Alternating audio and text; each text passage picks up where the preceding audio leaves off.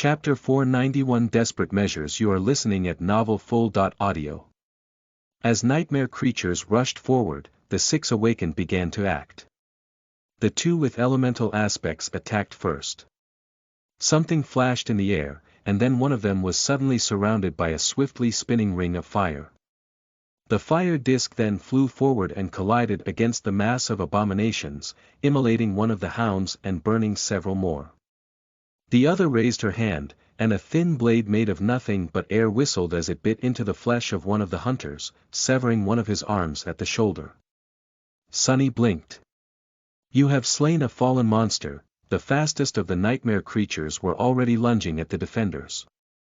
The girl he had spoken to before took a step forward and attacked with a slender saber, striking at the neck of a spiked hound and opening its artery with a precise cut.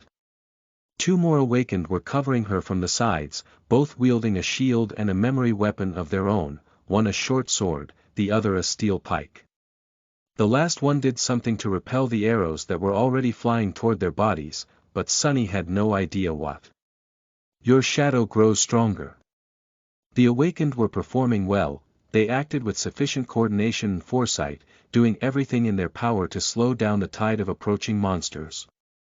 Although not elites, each of them was a capable combatant. They were brave and determined. And yet, it was not going to be enough. Not nearly enough to survive, let alone prevent the invaders from escaping into the city. "You have received a memory. What to do, what to do." Not fully realizing what he was doing, Sunny commanded the shadow to wrap itself around his body, and for the soul serpent to slither back onto his skin.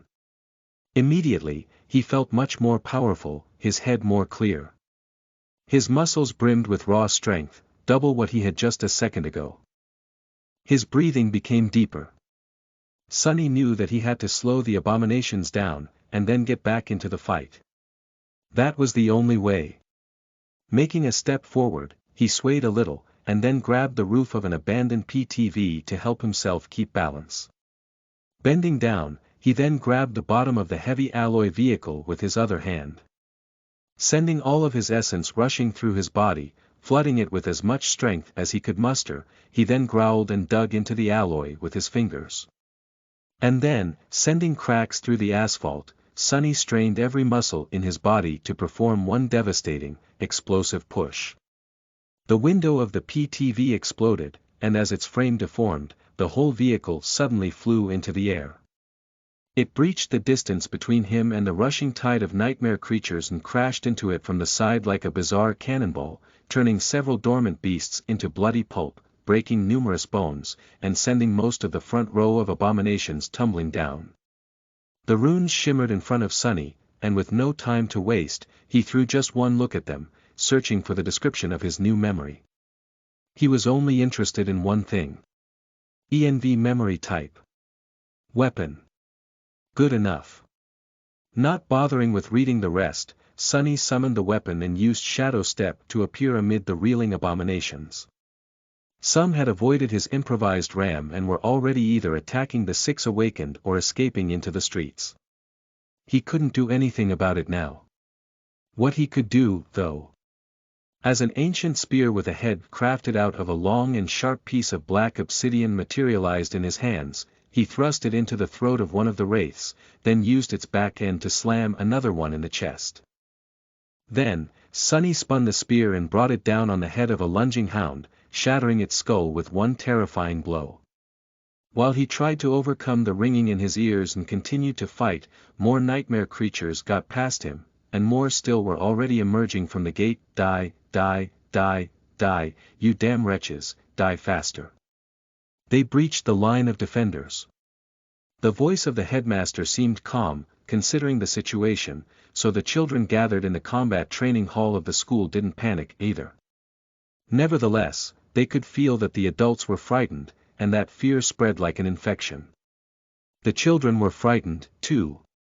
For many of the younger kids, this was the first time they experienced being near an opening gate. Those who were older knew what to do, in theory, only none of those things could be done. There was just not enough time to evacuate or reach the nearest shelter, and so, the lessons they had learned were useless.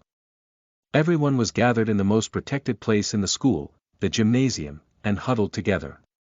The younger children were placed in the middle, the older ones near the edge, with the teachers standing the furthest from the center. The combat instructors were armed with actual memory weapons, which looked menacing and beautiful, at least to Rain, who had never seen her teacher wield one of his real weapons before. With him, the other instructors, and a couple of bodyguards who happened to be inside the school because of those children whose parents were really important, there were 5 awakened among them, each armed and ready to fight. The other teachers and older students were armed, too, albeit with mundane weapons. Rain herself was holding her training sword, realizing for the first time how flimsy and pathetic it was. Before, the sword had always seemed to weigh a ton and be unnecessarily sharp. Now, she wished that it was a real weapon, and not just a training one. What is going to happen? Because she happened to be standing near the headmaster, she saw her combat instructor glance at him and say something in a low voice. Rain wasn't supposed to hear it, most likely, but she did. He said. It's a miracle that they held that long, really. Only 7 of them. I don't know who these people are, but they should have been overwhelmed in the first minute. Overwhelmed. But, if 7 awakened were supposed to die in less than a minute, then what about the 5 protecting us? Rain suddenly felt cold and scared. The whole thing didn't seem real. How can something like this happen? This school was so prestigious and expensive, and so many important people sent their children here. Surely, the defenses. As if answering her thoughts, muffled sounds of firing penetrated the walls and sent shivers running through everyone's bodies. The automatic turrets had gone online, which meant that there were nightmare creatures approaching. Rain's father worked for the government, handling matters having to do with the logistical support of the awakened, and although he didn't like to talk about work, she knew more about these matters than most kids of her age. Because of that, she understood how ineffective mundane weapons were against the creatures of the spell, especially ones of higher ranks. So she just hoped that something broke with a deafening crash, and the whole gymnasium suddenly trembled. See, curses. Rain gripped the hilt of her sword tighter, and turned toward where the crash had come from with a pale face. Her eyes widened. Hundreds of meters away, in the mass of nightmare creatures, Sunny sent another abomination to hell, threw its body away, and growled. There were so many of them. Too many. Through the shadow hiding beside Rain, he saw that those monsters that had gotten past him and the other defenders had reached the school. He also saw more and more creatures arriving through the gate, beasts, monsters, and demons, awakened and fallen. There was simply no end to them. And he was dead tired and growing weaker, fast. His body was at its limit, his reserves of shadow essence were running dry, and even the mantle of the underworld was showing signs of straining to resist the never-ending rain of blows he was not able to evade anymore. Feeling blood streaming down his face, Sunny briefly glanced toward the distant school, then back at the gate. And then, he shivered. Something had changed. Something was coming.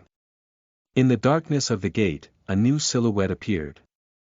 A moment later, all the beasts that surrounded him froze, and then howled triumphantly, as if to welcome the new creature to the waking world. The Gate Guardian had arrived. Chapter 492 Gate Guardian. You are listening at NovelFull.audio. Sunny stared at the gate, momentarily paralyzed by dread.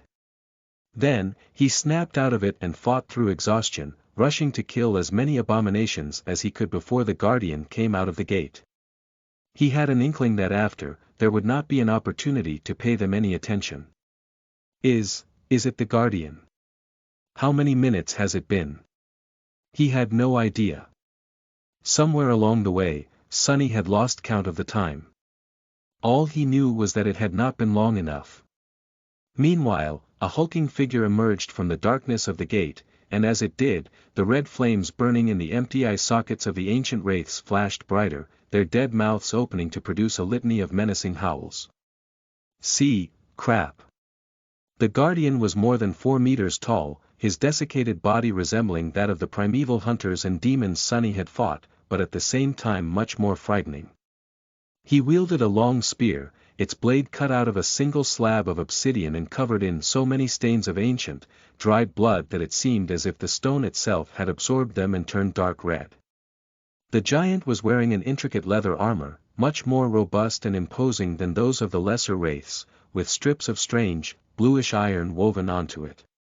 His wrists bore dozens of bracelets made out of iron and bone, and on his shoulders was a cloak fashioned out of the hide of some terrifying monster. The skull of the creature served as his helm, and his face was covered by a disturbing burial mask, its features twisted and bestial. The mask, and the skull on his head, each had 3 eyes, all 6 emanating intense, malevolent red radiance. Sonny felt a cold shiver run down his spine. What is that thing? He didn't know what kind of a creature the ancient chieftain was, but had no doubts that he was a fallen tyrant, and a very powerful one, at that. Maybe the barrow these wraiths were coming from had been built to entomb this ancient menace, to begin with. And his mask had 3 eyes. Anything with 3 eyes made Sonny shudder, for reasons he did not fully understand. After the Forgotten Shore, he knew that this was a sign of something too terrible for him to know. Could he kill a fallen tyrant? Maybe if he had a lot of time to prepare and study his enemy, and attacked from the shadow. But now, with Sonny exhausted and battered, his shadow essence running out, and hundreds of nightmare creatures surrounding their master in bloodthirsty exaltation, he stood no chance. None at all. Well, maybe a very tiny one. And what else was he going to do other than try and fight, put his tail between his legs and run away? Well, sure. Why the hell not? Sonny was not some kind of a hero, nor had he ever wanted to be one. But he wasn't going to run away just yet. As the nightmare creatures renewed their assault with even more frenzied rage than before, he gritted his teeth and brandished the obsidian spear, feeling the primal battle style of the ancient wraiths seep into his very bones. Sonny was not done spilling blood. He had a little bit of fight left in him, still. In the gymnasium, silence and fear gave way to mayhem and panic. The walls of the school had been breached, and nightmare creatures crawled inside, madness burning in their terrifying empty eyes. Back! Get back! The children were pushed against one of the walls, teachers standing between them and the terrible monsters with mundane weapons in their trembling hands. The awakened were engaged in a ferocious battle, but just the 5 of them were not nearly enough to stop all the abominations. It was inevitable that sooner or later, some of the abominations were bound to get through. And soon, they did. A giant, harrowing beast that resembled an infernal wolf, jagged red spikes growing through its black flesh and drops of saliva falling from its maw, tore free of the battle and lunged at the children. Rain had never seen something so unstoppable. How was anyone supposed to fight such a thing? No human possibly could. The teachers tried, however. Several of them drew their bows, but the arrows simply slid off the mottled black fur of the hellhound. The headmaster tried to stop the creature with a heavy pike, but was simply thrown away, the weapon flying out of his hands. And then, there was no one else standing between the monster and the defenseless children. Goddamn it. Sonny was at the end of his rope. Which, in a sense, was precisely where he wanted to be. He wasn't trying to stop the flood of nightmare creatures by killing all of them anymore. That was simply impossible, with how many there were, and how many were coming from the gate every second. He was, however, trying to draw as much attention as he could. All of the attention, really. And to accomplish that, he had to do one simple thing. He had to attack the tyrant. How hard could it be? Let's find out. Sonny wasn't planning to get into a prolonged fight with the damn Barrow chieftain, or whatever that thing was called.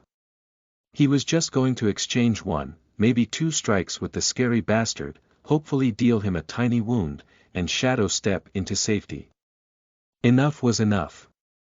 He knew his limits. Tearing through the mass of abominations, Sonny cut a bloody path toward the hulking tyrant, and finally appeared in front of him. As soon as the burial mask with 3 burning red eyes turned his way, Sunny suddenly felt small and weak. The pain he felt in his battered body surged, and an involuntary groan escaped from his lips. He just wanted to stop and fall to the ground. To kneel. Arg, a mind attack. What, that is all. Bastard, you should have met Gunlog, learned how to really make people cower. And also, his own mask was much scarier than the crude thing covering the tyrant's face. Fighting through the oppressive hex, Sunny lunged forward and raised his bloodied spear. He didn't get a chance to attack, though. Although it didn't seem as if the tyrant of the barrow was moving with haste, his hand shot towards Sunny with such terrifying speed that he barely had time to react. The giant didn't even deem it necessary to use a weapon, intending to crush him with a fist.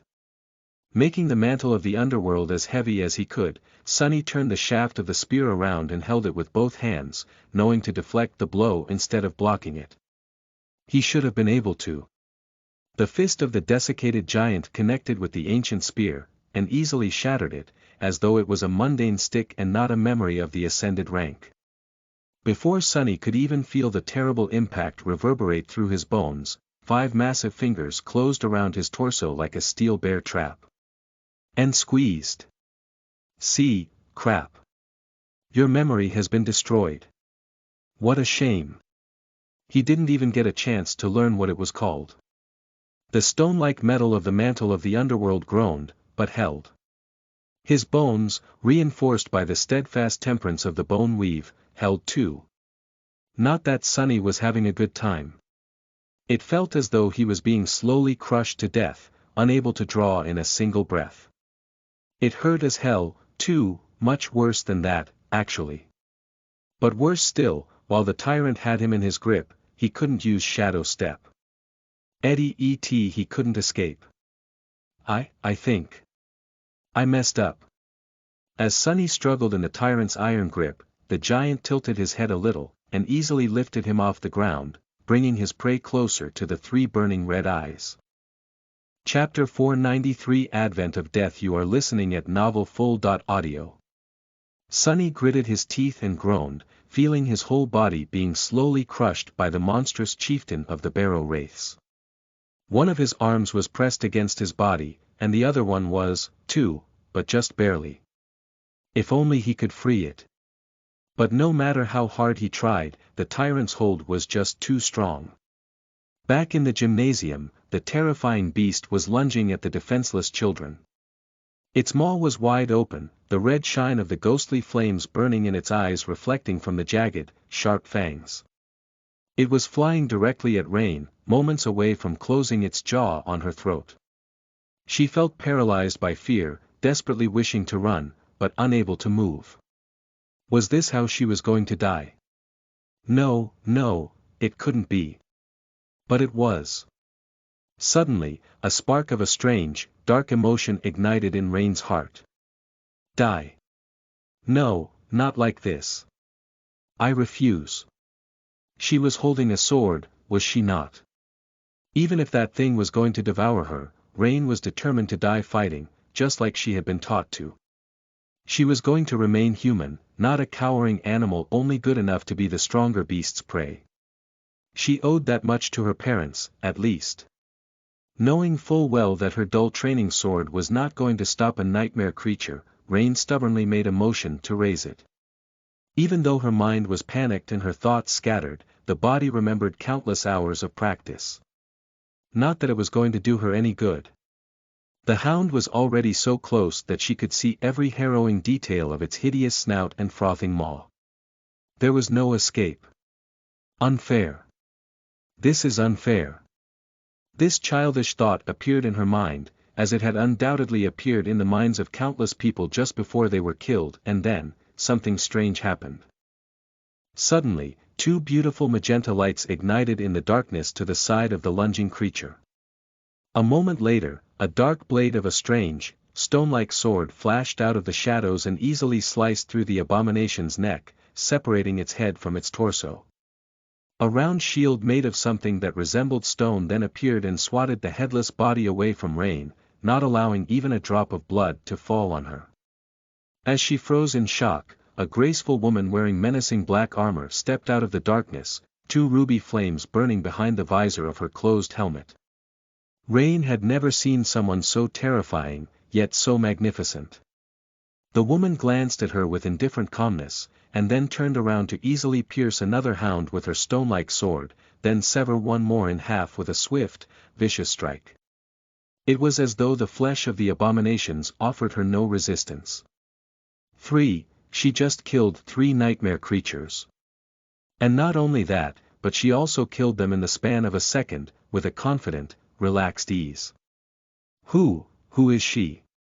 Before Rain knew what she was doing, she heard herself saying in a small voice. Who are you? The beautiful knight did not answer and simply stood between the children and the advancing monsters, her back straight and solid like a stone wall. Rain stared at that back, feeling as if nothing was going to get past this frightening, taciturn warrior. A burning desire suddenly appeared in her heart. She didn't know whether the menacing black knight was a human, a spirit, or a strange nightmare creature. But she knew one thing. Strong. I want to be strong, someday. Strong like her. In front of the gate, Sunny was slowly suffocating in the iron grip of the fallen tyrant. He was being brought closer and closer to the 3 burning red eyes, and as he did, it felt as if life itself was being sucked out of him, his mind balancing on the verge of breaking apart. What the hell? There had to be something that he could do, some trick he could employ to wrestle free. A memory he could summon, an enchantment he could activate. But no matter how hard he tried, nothing worked. Sunny's vision was slowly starting to grow dark. Damn it. I need to. He could have summoned the cruel sight if his hands were free, but they were not. He could have turned the mantle of the underworld too heavy for the tyrant to lift, but it was already as heavy as the feather of truth, aloud, weighing as much as a small mountain. What else was there in his arsenal? Sunny was almost ready to panic, and then, a subtle change suddenly happened to the world. It was easily missed or discarded, more of a feeling than an actual shift. Sunny only noticed it because it felt strangely familiar. It felt as though the whole world suddenly became colder by a couple of degrees. But why would it? Before he could properly consider the meaning of the subtle change, though, something flashed through the air, and suddenly, Sunny could breathe again. He could do so because the hand holding him wasn't connected to the tyrant's body anymore, the arm severed cleanly at the elbow. What? Sunny fell to the ground and rolled away as a fountain of seething blood shot out of the stump that used to be a wraith chieftain's arm, evaporating and turning into a cloud of scorching red mist. What just happened? Still reeling, he struggled to stand up and saw someone landing on a piece of rubble next to him. It was a beautiful woman who seemed to be in her late 20s. She was wearing a dark blue uniform with silver epaulets and leather boots, her short hair as black as a raven's feather, and her skin as white as snow. Her icy blue eyes were colder than the deepest reaches of a frozen hell. In her hand, the woman was holding a somber glaive, drops of boiling blood swiftly turning into ice on its slender blade. She looked like Death herself. Master Jet. Indeed, it was Soul Reaper Jet. The cavalry had arrived. Chapter 494 The Cavalry. You are listening at NovelFull.audio. Sunny had never been that happy to see anyone in his entire life. Master Jet arrived just in the nick of time, saving him from having to regret the decision to send Saint to aid Rain. Not to mention that she was really pleasant to look at. More importantly, taking off a fallen tyrant's arm with one strike. Even for an ascended, this was an incredible feat. Tyrants were not creatures one usually dared to challenge alone. Instead, they were dreaded horrors that were capable of decimating whole cohorts of experienced, battle-hardened fighters. Masters rarely worked together, simply for the fact that there were too few of them and too much for each one to do. But facing a tyrant was one of the things that pushed them to band together. And even then, not everyone was guaranteed to return from the fight. Truly, Teacher Julius had not been exaggerating when he said that even saints were wary of Soul Reaper Jet. And yet, although her entrance was spectacular, would she be able to battle the tyrant and survive? Even though the chieftain was seriously wounded, that wound came from a surprise attack. Now that she lost the advantage, things could change really fast. As if answering his thoughts, Master Jet glanced at him. Despite the fact that they were surrounded by piles of corpses, the terrifying giant looming above them like an omen of doom, an unexpected smile suddenly appeared on her cold face. Cool mask. With that, Soul Reaper sprung forward, turning into a blue blur. Her movements were so fast that Sunny had only been able to perceive them because he was an awakened, his senses vastly superior to that of a mundane human. Several things happened at the same time. The somber glaive flew away as it spun fast enough to appear as a blurry circle. It cut a bloody swath in the mass of abominations, eviscerating dozens in a matter of a second as it moved in a wide arc. At the same time, Master Jet streaked across the bloodied, broken asphalt and appeared behind the tyrant, then caught the glaive and immediately lunged forward in a devastating thrust. The chieftain was much faster, though. His spear seemed to almost teleport into the path of the glaive, positioned for an indomitable block. Something weird happened then. Master Jet's weapons suddenly turned ghostly and eerily luminous, and simply passed through the shaft to the spear, then effortlessly phased through the creature's armor, burying itself deep in his chest. Right where one of the soul cores should have been. What the? Things didn't go as she had planned, though. Sunny got that suspicion because of a slight frown that appeared on Jet's face, and the fact that the tyrant did not slow down even one bit. Instead of having its soul damaged or one of his cores destroyed, the bastard simply took a step forward and raised his spear, which suddenly ignited with blinding light and flooded the area directly in front of the gate with menacing red radiance. Sunny sighed. Well, that's my cue to get the hell out of here. This was not a battle he could handle, at least not in his current state. Master Jet seemed to have the situation under control. Even if she ended up as no match for the Barrow chieftain, she would at least be able to stall him until the rest of the government forces arrived. Sunny, on the other hand, would probably just be erased from existence by the destructive fallout their battle was bound to produce. Since Saint was doing fine in the gymnasium of the school, protecting both the children and the teachers, he didn't have to worry about Rain, as well. All that was left was to get more shadow fragments and, hopefully, an additional memory or two while Soul Reaper was doing the heavy lifting, of course. It's a good thing she arrived way faster than 13 minutes, though. What an exemplary employee. I am starting to understand why Master Jet always seems sleep-deprived. I hope the government gives her a raise. With that, Sunny picked himself off the ground and used Shadow Step to appear near the 6 awakened, who were on the verge of being overrun by the advancing nightmare creatures. Honestly, it was a miracle that all of them were still alive. Summoning the Odachi once again, Sunny cut down a hunter who had been aiming at the familiar young woman with a bow, and gave her a cursory glance. Something exploded behind him, in the direction where Master Jet was fighting the tyrant, painting him with shades of deep red. Lord Mongrel. What should we do? Wasn't that obvious? Run, you idiots. Grimacing behind the fearsome black mask, Sunny opened his mouth and said, his voice full of resentment toward the fact that he had to tell such an obnoxious lie. Stand and fight. The girl stared at him, a sudden expression of shame clearly written on her face. Of course, that is what an awakened ought to do. Suppressing an infuriated groan, Sunny strained his aching muscle and raised the soul serpent. What a joke. I better not see that quote going viral on the network. In the end, the gate was contained with, miraculously, no civilian casualties. Soon after Master Jet appeared, the government strike force finally arrived.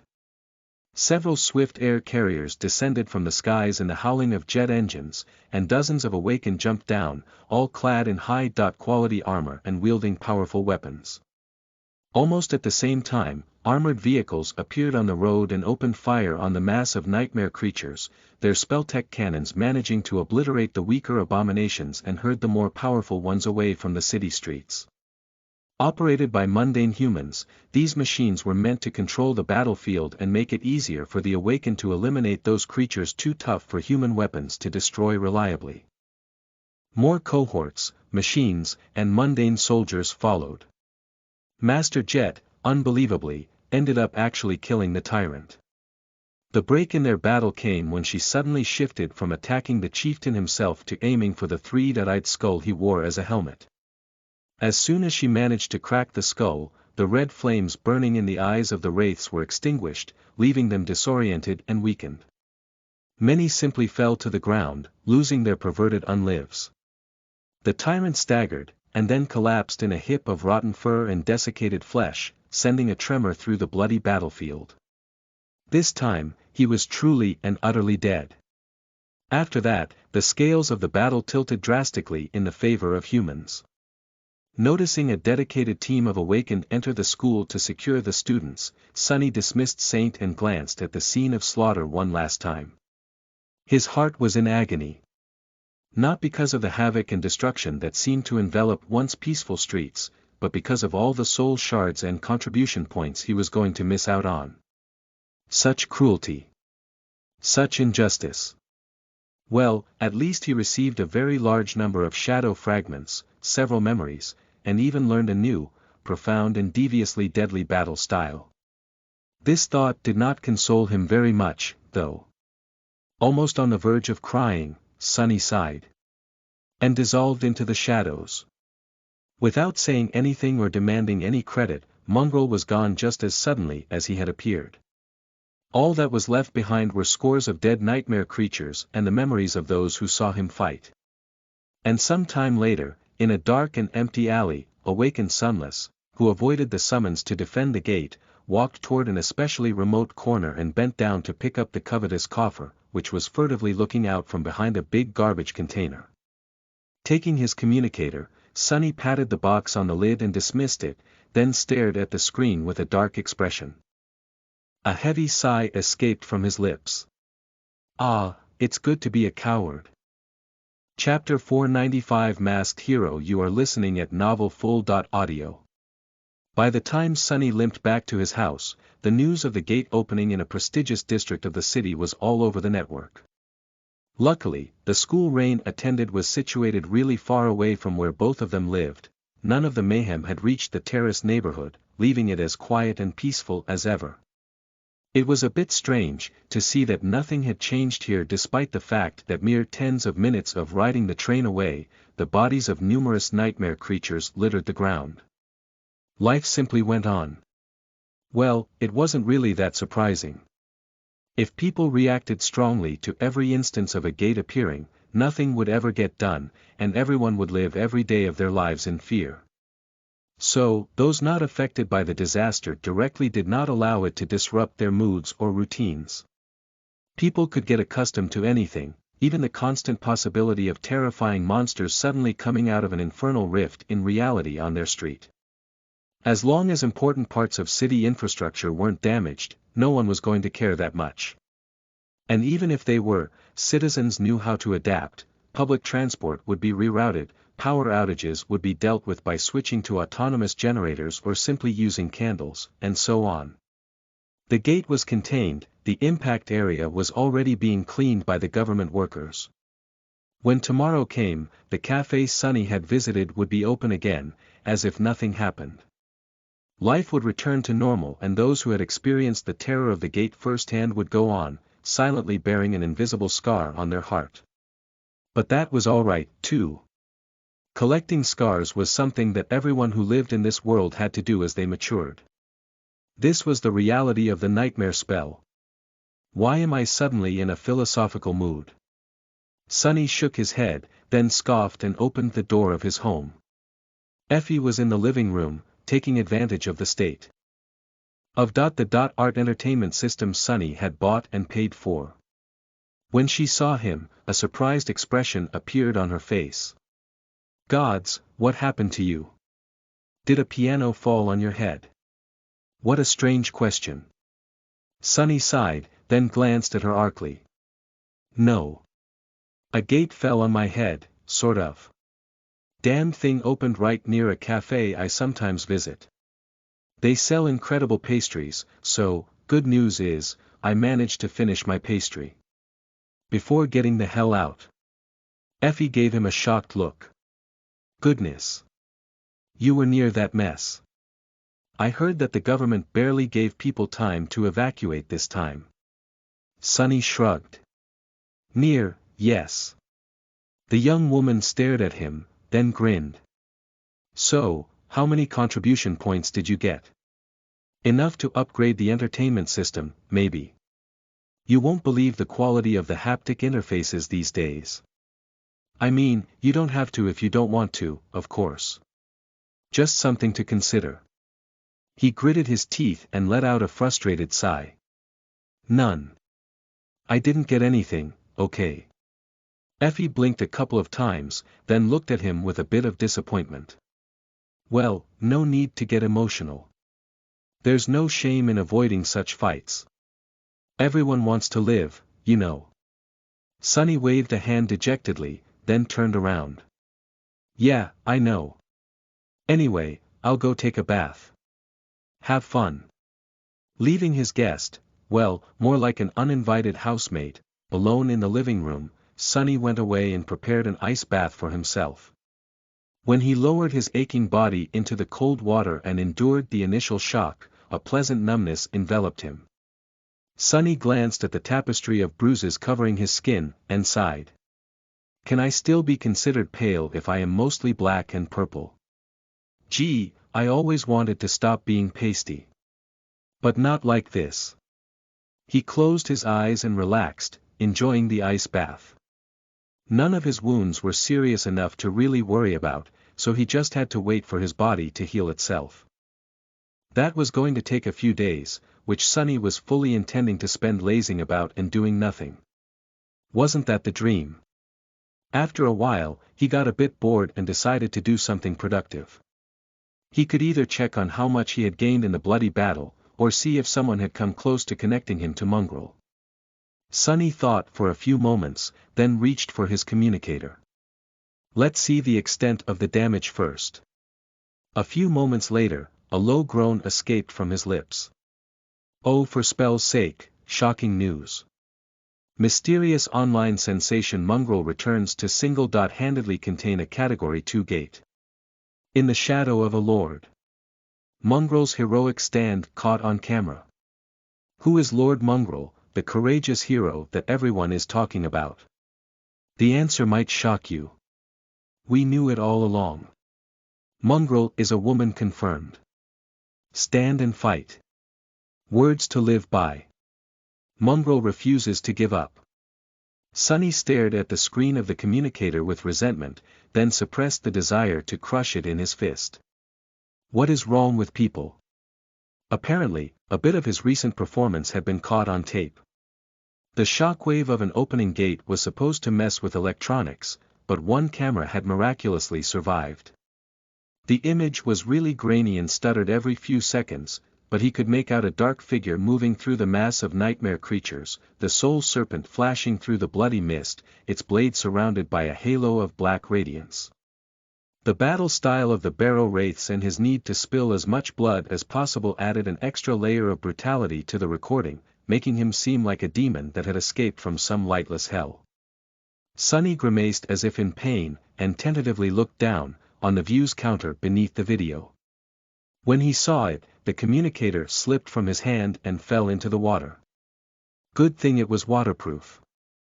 Damnation, well, you've did it now, fool. Congratulations. You've gone mainstream. Chapter 496 Stand and Fight. You are listening at NovelFull.audio. Today, a terrible tragedy almost happened in a peaceful and prosperous part of the city.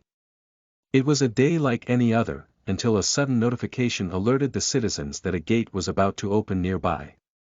With no time to evacuate, numerous people were going to die, but then, a courageous awakened placed himself in the way of nightmare creatures, holding off the entire advancing horde by himself and refusing to give ground until the government forces arrived. This hero then disappeared without demanding any reward, not leaving even his name behind, only scores of slaughtered monsters and numerous saved lives. Who is this brave and modest savior? Where did he come from, and what is his true identity? Well, some readers might recognize him as the viral Dreamscape sensation, Mongrel. Sunny stared at the communicator, which had water dripping from it, with a dark expression on his face. An official newspaper, this is a damn published article, not a random network thread. Previously, Sunny had only gone really viral among the people who were interested in the Dreamscape and dueling. Even though the recording of his performance in the Colosseum reached a wider audience, most of the people who had seen it did not pay Mongrel a lot of attention, since they didn't understand the details of his achievements. This one, however, was different. Everyone could relate to a gate opening and knew how terrifying and calamitous such an event could be. So, the new video showed Mongrel in a context that revealed just how bizarre and exceptional his deeds were to everyone. Add to that the fact that the combination of the mantle of the underworld, the soul serpent, and Weaver's mask looked really striking and menacing, and that, miraculously, no civilian had died despite the late warning by the government, and Sunny found himself in a sea of trouble. Suddenly, he was happy with the fact that he had not been able to augment himself with both of his shadows. At least his physical prowess did not seem too out of the realm of humanly possible, or rather, possible for an awakened. The other good news was that there, thankfully, was no recording of Saint. The cameras in the school had been properly damaged, and for that reason, people only knew of her by verbal description. Lo, which caused its own share of problems because of how similar the mantle of the underworld was to her armor. Due to that and the nature of how rumors distorted the truth the more they were shared, soon, many people were convinced that Mongrel had protected the children in the school personally. And that led some to become convinced that Mongrel was a woman. Sunny tiredly covered his face with a hand. His worst fears had not come true, though. Despite the fact that the recording showed him using Shadow Step, no one learned the true nature of his ability from the grainy image, and no one connected him and Mongrel together. Maybe because of the ridiculous way A Song of Light and Darkness portrayed Sunny, but no one even tried to assume that Changing Star's bumbling sidekick was actually the dark, deadly, demonic swordsman Mongrel. Instead, there were countless discussions like this. Mongrel_Seeker. New information on Mongrel's aspect. Previously, we all thought that his ability had to do with physical enhancement or perception, right? But we were all wrong. The new video clearly shows that his aspect is actually spatial sorcery. Spirit of the Colosseum. Do you realize what that means? It means that he didn't even use his aspect in the Dreamscape duels. That was all just pure skill. Crazy. Anonymous user. You mean her aspect? Mongrel_Seeker. Heresy. Lord Mongrel is not a her. Anonymous user. You mean Lady Mongrel? Spirit of the Colosseum. I better ping at Mongrel's son. He should know who his dad is. Anonymous user. You mean his MOM? Sunny let out an infuriated sigh. Well, at least no one is mentioning me. If you think about it, the more people think that Mongrel is a lady, the better. Yes, this is good. No, seriously, so good, curse them all. And of course, there were a lot of nonsensical threads assigning some deep and profound meaning to every stupid lie he had said. Like, I am just a human. Mongrel reminds us of the only truth. There are no mundanes or awakened, only humans and the nightmare creatures. He knows that everyone is equal before the spell. Or make them bleed. Wow, I have no words. So cool, how can anyone be so cool? At the end of the day, that is all that any of us can do. Repay each drop of human blood the nightmare creatures spill with a river of their own. But mostly, it was the damned idiotic advice he had given to one of the 6 awakened near the end. Stand and fight, am I the only one who got shivers after hearing that? Such simple, but all-encompassing adage. Lord Mongrel, he is a true awakened. Everywhere he looked, it was the same 3 words. So many people were repeating, praising, and adding them to their bios that Sunny wanted to vomit. What is happening? As people continued to watch the recording and discuss it, the truth got hazier and hazier. Pretty soon, everyone seemed to have forgotten that Sunny had not actually contained the gate by his lonesome self. No one mentioned Master Jet, who had literally saved his skin and took on the Guardian alone, eventually defeating the fallen tyrant without a cohort of masters supporting her. No one mentioned the 6 awakened who had helped him, and a literal army of government soldiers who had done the really heavy lifting and wiped out the entire horde, which he had only stalled until their arrival. It was all Mongrel and his courageous, selfless, heroic stand against numerous nightmare creatures, as if he was some sort of a fearless, slaughtering demigod. It's almost like no one even cares about the truth. Sunny threw the communicator on the pile of clothes and closed his eyes in frustration. It was a very strange sentiment. The irony was not lost on him one bit. Curses, who knew that I would be lamenting a lack of truth one day? Me, of all people. What is this situation? Indeed, making Sunny care about the truth was not easy. It was no simple trick. Chapter 497 Unexpected Turn. You are listening at NovelFull.audio. Eventually, Sunny climbed out of the bath, dressed himself, and moved to the kitchen to make himself something to eat. After the intense gauntlet of the gate battle, he was hungry like a wolf. Ravenous, really. Cooking calmed him down a little, and the pleasant smell made his mood a bit better. Now that Sunny had some time to think, he saw the whole situation in a new light. Yes, his hope for Mongrel to be forgotten was utterly shattered. But there was a bright side to this fiasco, now that he had completely failed to keep a low profile. There was no more reason to. Which meant that he could resume practicing shadow dance in the dreamscape, and hopefully master its second step before winter came. He just had to rethink how he viewed the persona of Mongrel.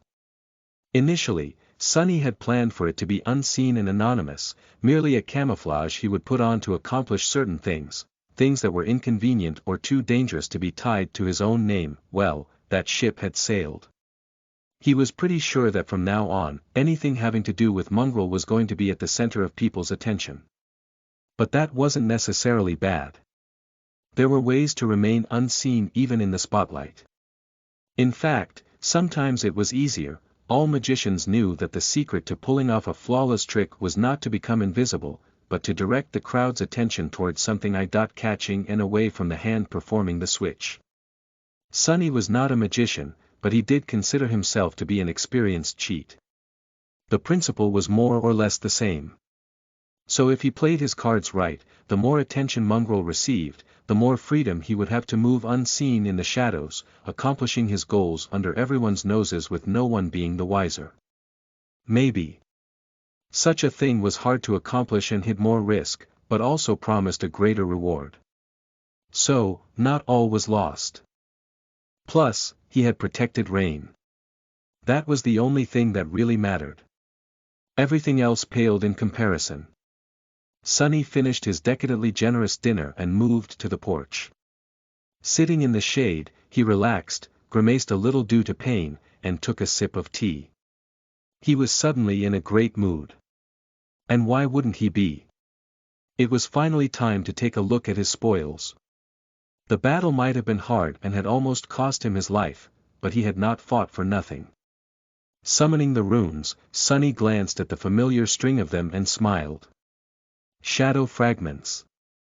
1814/2000. Incredible. In just 10 or so minutes, Sunny had gained more shadow fragments than he usually did in weeks. From what Sunny remembered, he slaughtered almost 100 nightmare creatures in front of the gate.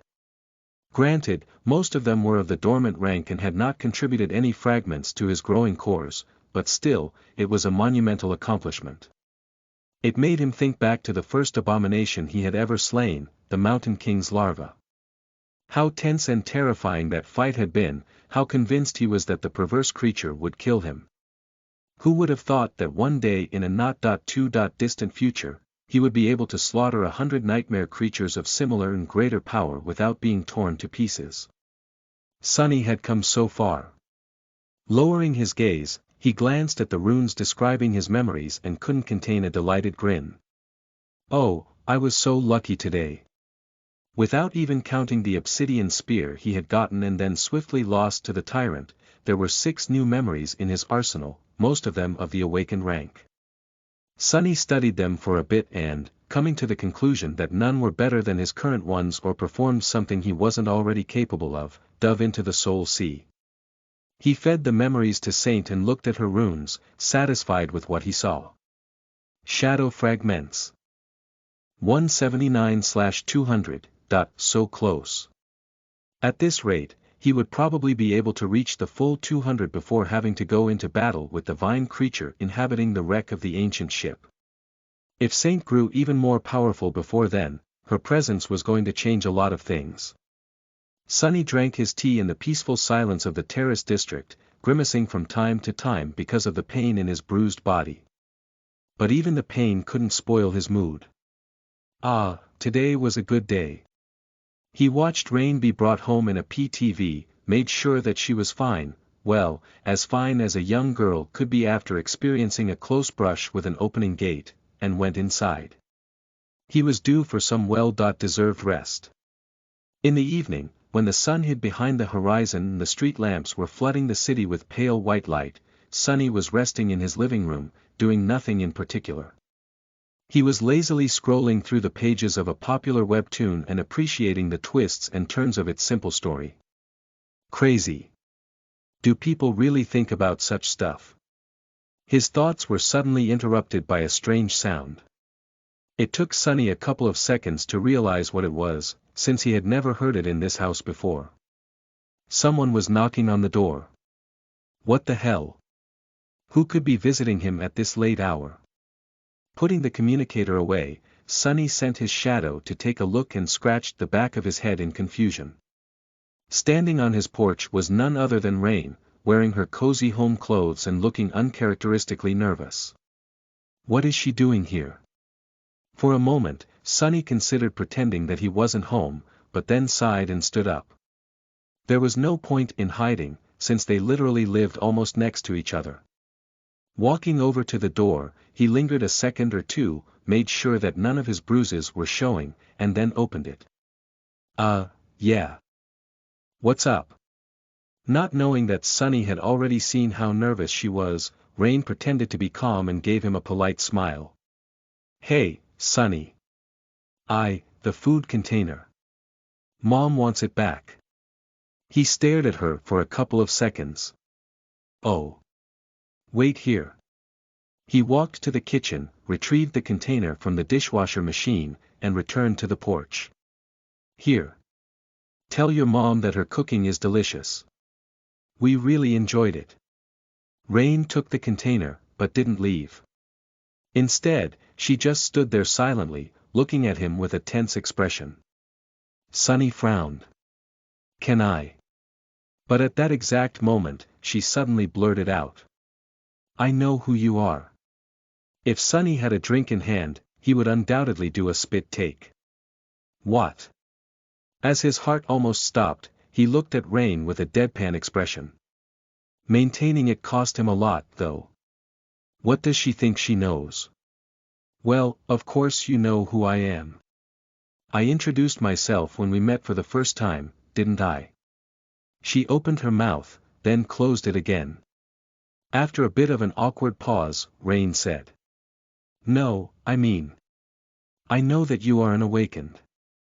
Sonny blinked a couple of times, but before he could come up with something to say, she hurriedly continued. Sorry. It's just, my dad works for the government, so he knows such things. You are so young, with no parents, but are able to afford a house in this neighborhood. Plus, you don't go to a university or to work. So, you are an awakened, aren't you? Solid reasoning. He hesitated, then simply shrugged. Sure. Not like it's a big secret, anyway. Rain remained silent for a few moments and then asked. Are you any good? Sunny stared at her for a bit. Then, a grin slowly appeared on his face. Me. Oh. The best of the best. Probably the strongest awakened in the world, really. No one else can even compare. A slight scowl appeared on Rain's face. I'm being serious. Are you any good or not? Sunny lingered for a moment, then sighed. Yeah, I'm all right. Why are you asking? Rain looked at him for a while, as if gathering courage. Then, she clenched her fists and blurted. Can you train me? Sunny stared at her, dumbfounded. Well, I'll be damned. That took an unexpected turn. Chapter 498 Superficial Connection. You are listening at novelfull.audio. Train her. Wasn't that exactly what he wanted? It was. But wasn't it also exactly what he wanted to avoid? Yes, it was that too. Sunny was in a strange predicament. The solution to the problem that had tormented him for many months had suddenly fallen right into his lap out of nowhere, but to make use of it, he had to do something that went against all his previous reservations. He didn't want Rain to be connected to him in any way. If Sunny was honest with himself, he had to admit that he was drawn to her, or rather, to the faint, half-forgotten memories of a different, happy time that she represented. His desire to reconnect with Rain was both selfish and misguided, since he knew that nothing was going to bring those memories back to life. And if Sunny was really honest, he had to admit that deep down, he harbored a lot of resentment toward her, too. For having a loving family while he had none, for being fine. For not needing him at all. What a mess of emotions that was. And if there was one thing Sunny was really bad at dealing with, it was his feelings. For him, fighting hordes of nightmare creatures was much easier. And then, as if his inner turmoil was not enough, there were external forces at play, too. There was his fated attribute, the strange connection he had to Weaver, and Nephi's with her murderous feud against the Sovereigns and the inhuman will to see the spell destroyed. The more he and Rain were connected, the higher were the chances of her being implicated in all this. But maybe, as long as they only had a shallow connection between a kid from an affluent family and her hired tutor, things weren't going to get out of hand. He also had to consider that the threat posed by a potential first nightmare was much greater than that of being superficially tied to him. After all, Sunny had not done anything to attract the really dangerous kind of attention, or rather, had not been caught doing anything like that yet. While he was torn between these conflicting thoughts, Rain waited patiently, and then, misjudging his silence, said. Oh. Of course, I will pay you. I have some money saved for a trip, and, well, I can also talk to my parents. It's just that you're the only awakened I know, you know. Apart from my combat instructor in school. Sunny looked at her, a deep frown on his face. Eventually, he asked. What brought upon this conversation? Why do you suddenly want someone to train you? You said it yourself, you already have a combat instructor. I thought you rich kids get taught everything you need in school. Rain suddenly grew quiet and looked away. After a while, she said. That, you probably haven't heard, but there was a gate that opened near my school today. Many people almost died. I saw a real nightmare creature, even. It was this close to me. An awakened like you won't probably understand how it feels, right? Oh. Sorry, what am I saying? Of course you'd understand. I mean, what I meant to say is that I was absolutely powerless, and that was, not a nice feeling. Not a nice feeling at all. He glanced at him, and said with a suddenly serious voice. So I want to become strong. Really strong. Strong enough to never feel that way again. Sunny almost laughed. Oh, what irony, here we are, so different and in such different situations, but our desires are completely the same. Become stronger, so much stronger. As strong as one could possibly be. Rain paused for a few moments, and then added. And what we are taught in school is not nearly enough. At least it wasn't today. Some of my classmates have private tutors that their parents hire for them, real awakened fighters. But it's just a question of status to them. They don't really learn, or if they do, I didn't see it make any difference when the nightmare creatures were trying to kill us. Sunny smiled from the corner of his mouth. That's because 1,000 hours of training will never be as impactful as one real fight. My own mentor told me that once. He hesitated for a second, and then sighed. I myself was trained by a very special person. The best fighter I have ever met, and probably ever will. The funny thing is, though, I sort of swindled her into teaching me how to handle a sword. Felt a little guilty about it ever since. So I guess it won't hurt to pay it forward and help someone like you out. Sunny looked at Rain with a dark expression, realizing that he had already made a decision. Ah, to hell with this. Why make things complicated when they are actually really simple? He shook his head. Be warned, though. If you want me to train you, I will really train you. It's going to be hard as hell and hurt a lot. I don't want to hear any complaints or see you slacking off. Understood. Rain suddenly giggled. Sunny scowled. What's so funny? She waved a hand. Sorry. It's funny when you act all strict and serious, because you know, are barely older than me. But I do understand. I'll work hard, I promise. Sunny stared at her for a bit, then said in a low voice. Be calm, what do you mean, barely older than you? I'm ages older than you. Just half the crap I've seen would be enough for a few lifetimes of the likes of you. Then, he smiled menacingly and added. Oh, and by the way, I also won't be cheap. I have mouths to feed, you know. That guest you've seen. I can't seem to get her to leave. There's also a stone-hearted beauty who always follows me around, and her diet is unreasonably expensive. But what can I do, attracting women with terrifying appetites seems to be my curse. He sighed, looked at Rain, and added. But if you still didn't change your mind, then fine. I'll train you, Rain. Chapter 499. Somewhere Far Away. You are listening at NovelFull.audio.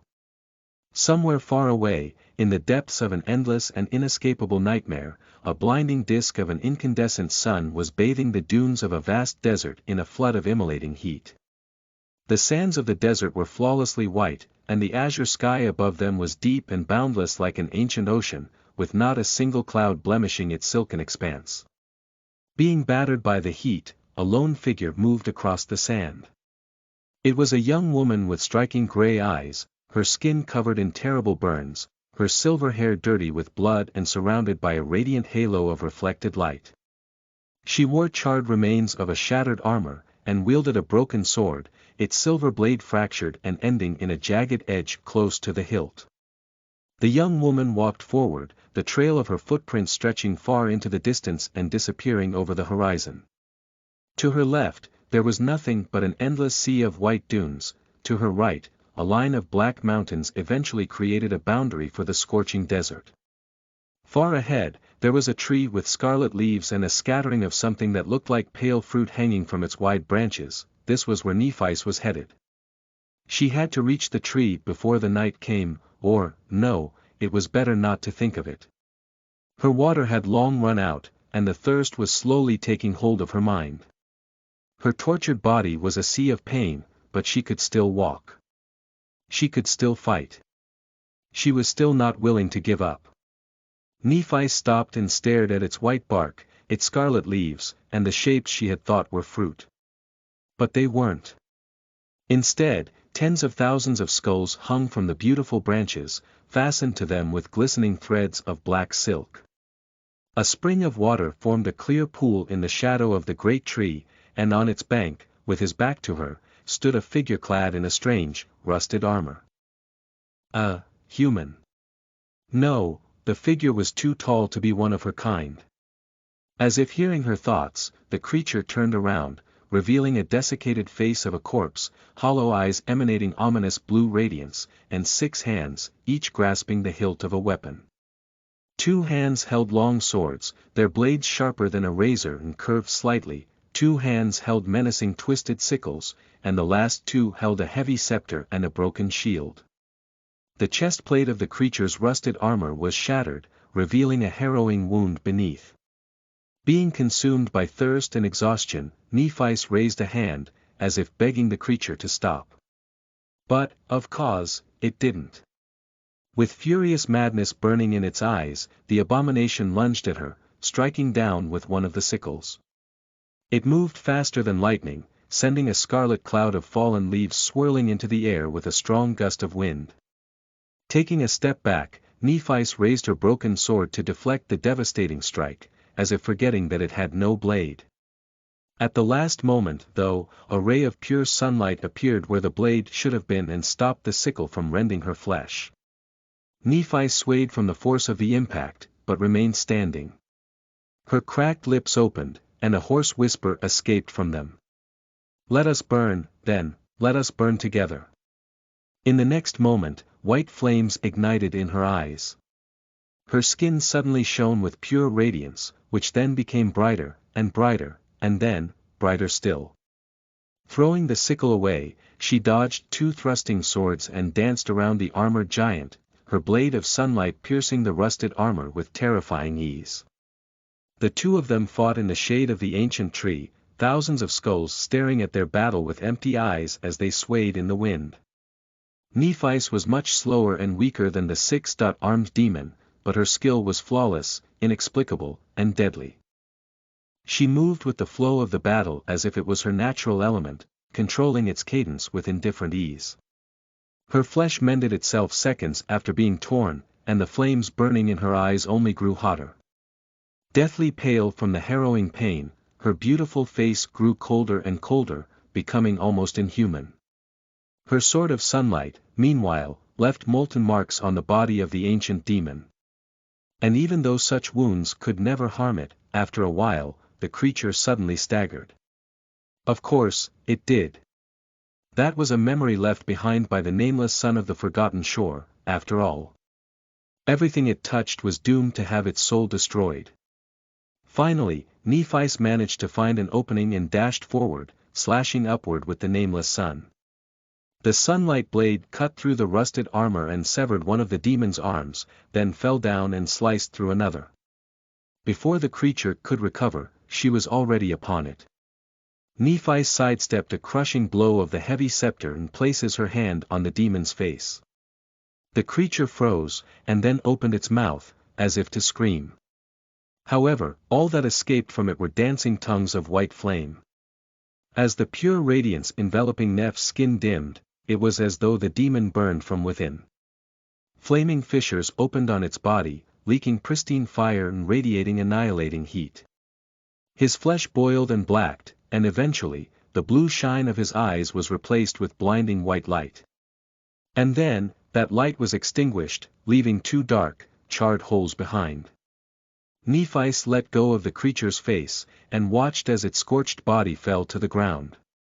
She stared at it for a few moments, and then indifferently turned away. Making a few steps forward, Nephis swayed and fell to her knees. Then, she reached into the pool with trembling hands, put her palms together, and brought a handful of cold, sweet water to her lips. Finally, her terrible thirst could be quenched. Chapter 500. In the depths of a nightmare. You are listening at NovelFull.audio. After drinking her fill, Nephis sat silently on the edge of the pool for a while, staring into the distance. Her eyes, however, were moving, as if reading an invisible book that floated in the air above the calm waters. Some time later, a pale shadow of a smile touched her lips. "That guy, he did something crazy again, didn't he?" She closed her eyes and inhaled deeply. "How is he so fast?" "In the past months, years, lifetimes. Spent traversing the dream realm, surrounded by nothing except for pain and bloodshed, Nephis had started doubting the memories of her previous life. Sometimes, all of it seemed like something that she had simply imagined, a bittersweet dream she had invented to escape from the horrors of the real world. This world. The world of never-ending nightmares. The change of the runes describing Sunny was the only connection she had left to the actual reality. Perhaps it was the only thing keeping her sane, even if the things she saw in the shimmering runes were sometimes hard to believe. The impossible lineage that should not have existed, the divine memory of the seventh rank, the strange essence of his soul, the true nature of the taciturn stone demon, and of course, of his flaw. It seemed that Sunny had much more secrets than Nephis had suspected. With that knowledge, many things made much more sense now, but at the same time, many others seemed much more incredible. Well, it was not like she didn't have secrets of her own. And anyway, it was all in the past. Everything was in the past. All that remained was the future. She did hope that he was doing well, though, out there in the real world. With Cassie. Looking up from the water, Nephis shifted her gaze to the ancient tree and saw two weathered skeletons cruelly nailed to its white bark. Both stared at her with empty eyes, their teeth bared in eternal grins. After some time, one of the skeletons said, "My, oh my! Am I that pleasant to look at?"